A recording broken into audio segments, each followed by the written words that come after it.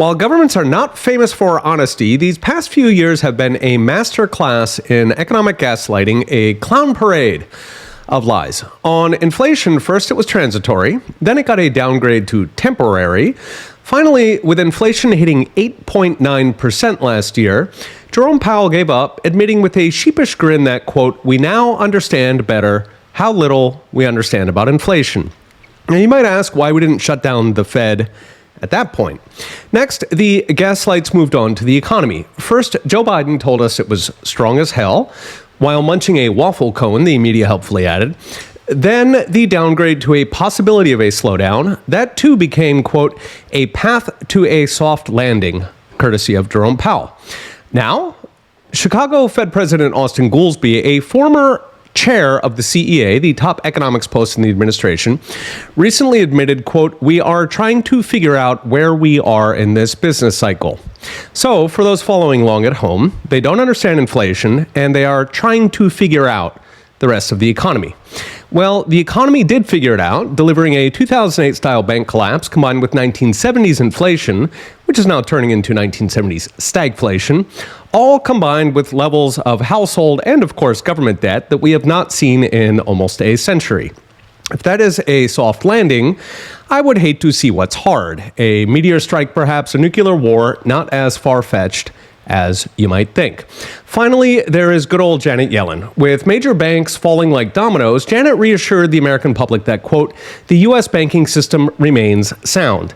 In fact, she said this while she and Jay Powell were setting up literally trillions of dollars in bailouts, the biggest bailouts in U.S. history. And finally, just the other day, Yellen produced the master rug pull after spending months denying that de-dollarization is even happening, a conspiracy theory even. She casually mentioned in congressional testimony that not only is de-dollarization happening, it is, quote, "only natural that it continue because the world is big." Half the time, our leaders do not understand what they're breaking. The other half, they do understand, but they are lying. Then, when they're caught, it is either sheepish grins, how little they understand, or it's only natural. I've got an article on this on profstaunch.com, but the problem is that every time they lie, millions of people believe them. I mean, you and I don't believe them, but most Americans are still bamboozled by the jargon, the Ph.D.s, the almost religious trappings of the Federal Reserve. Even the so-called experts believe them, and they too get burned. The entire U.S. banking system, for example, walked into a trap set by the Fed, reassuring them that inflation was transitory, that any rate hikes would be calm and measured. Normalization was the word of the day, all very calm and gradual.